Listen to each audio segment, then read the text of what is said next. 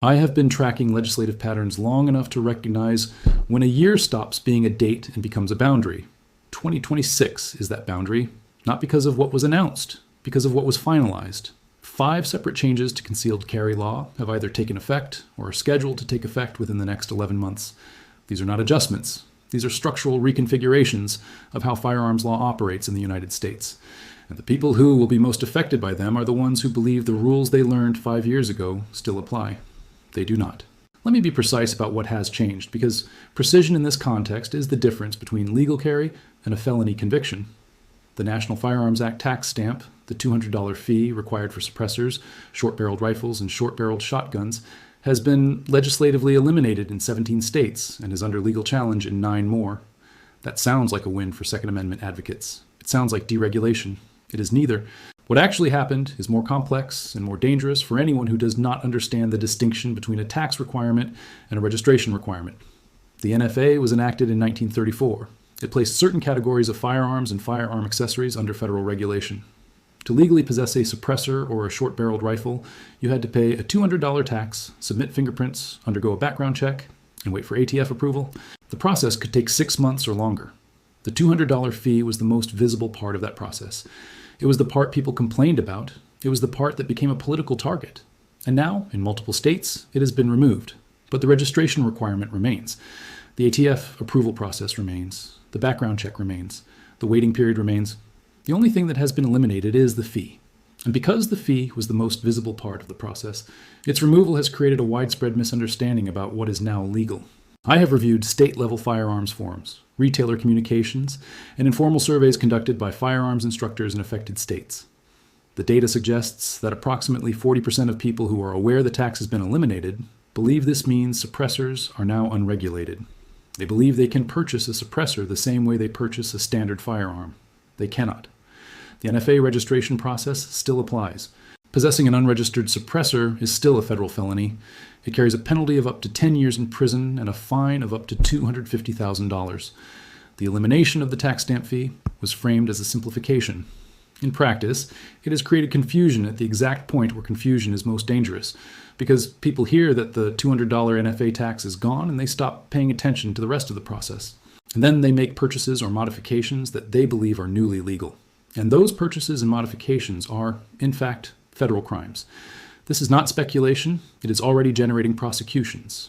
3 cases in Texas, 2 in Florida, 1 in Arizona, all involve individuals who believe that the elimination of the tax meant the elimination of the registration requirement.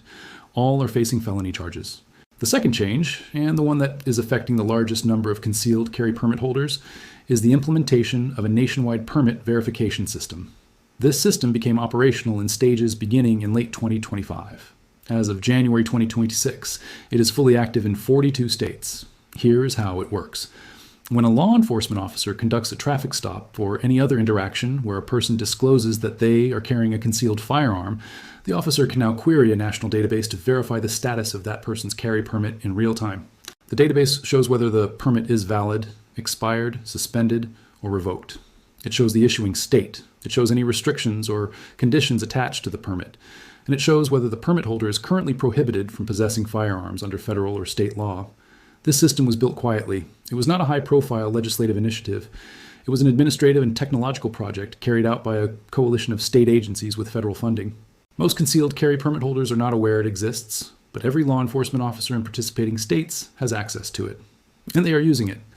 The immediate consequence is this: carrying on an expired permit, which in many states was previously treated as a minor administrative violation, is now being enforced as unlawful carry. Because the officer can verify the permit status instantly, there is no longer any ambiguity. If the system shows your permit expired 3 months ago, you are carrying without a valid permit. And in most states, that is a criminal offense. The data from early enforcement suggests that thousands of permit holders are currently carrying on expired permits without realizing it. Renewal notices are sent by mail. Mail gets lost. People move and do not update their address with the issuing agency. Permits expire. And because many states do not require you to physically surrender your expired permit, people continue carrying the same plastic card they have been carrying for years, unaware that it is no longer valid. Prior to this verification system, an expired permit might not be detected during a traffic stop. The officer would see the card, see that it looked official, and move on. Now, the officer queries the database. The database returns expired. and the interaction changes. What was a traffic stop becomes an unlawful carry investigation. What was a warning becomes an arrest. The third change is the expansion of constitutional carry laws, also called permitless carry. As of 2026, 29 states allow residents to carry concealed firearms without a permit. This is an increase from 27 states in 2024. The trend is clear. More states are moving toward permitless carry, and that expansion is creating a new set of legal traps for people who travel. Constitutional carry sounds simple. It sounds like deregulation. It sounds like you no longer need government permission to exercise a constitutional right. And within the borders of your home state, that is largely accurate. If you are a resident of a constitutional carry state, and you meet the legal requirements for firearm possession, you can carry concealed without a permit.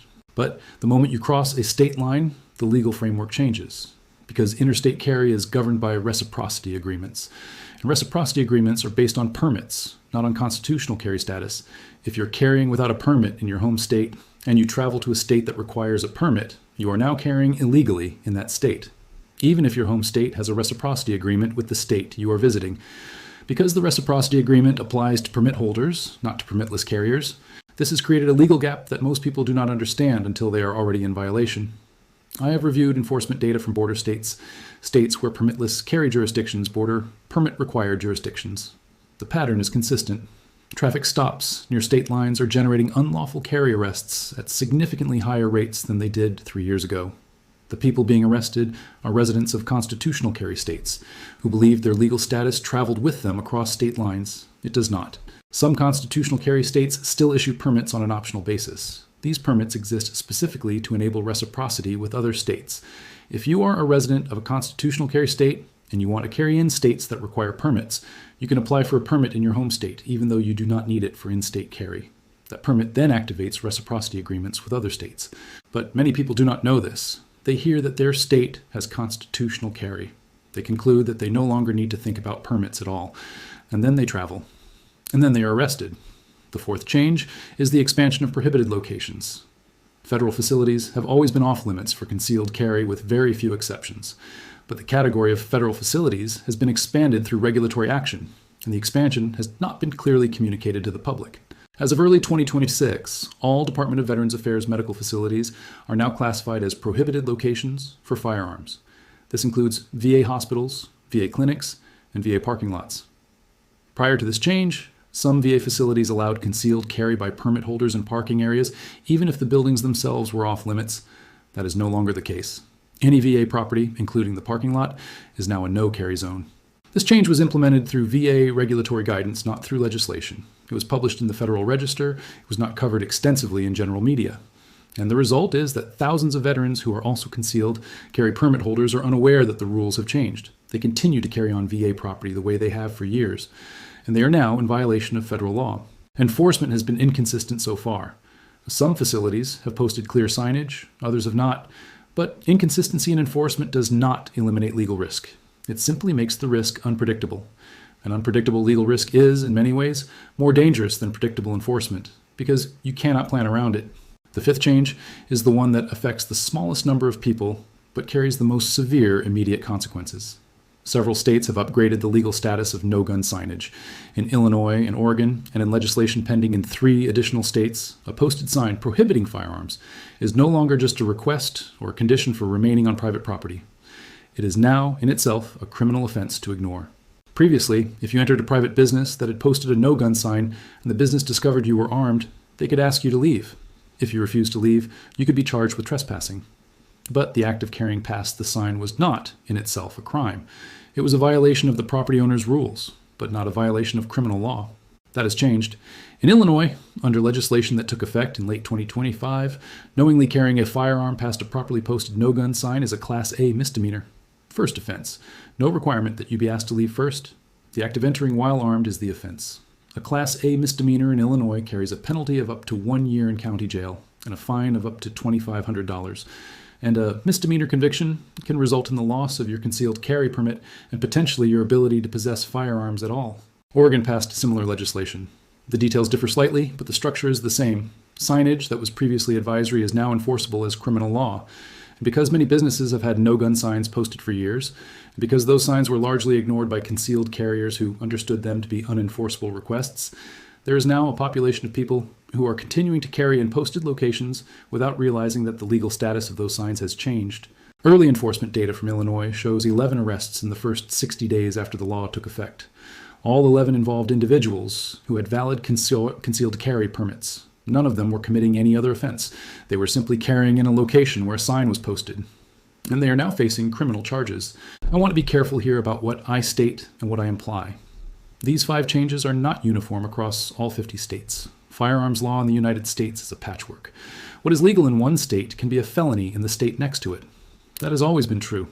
What is different now is the speed at which the patchwork is changing and the degree to which those changes are not being clearly communicated to the people most affected by them. The elimination of the NFA tax in some states, but not others, creates a legal landscape where identical conduct is treated completely differently depending on your location. The national permit verification system creates enforcement uniformity in some respects, but exposes permit holders to immediate consequences for administrative lapses that previously went undetected. The expansion of constitutional carry increases legal options for residents, while simultaneously increasing legal risk for travelers. The expansion of prohibited federal locations changes rules that many people have followed for years without clearly announcing that the change has occurred.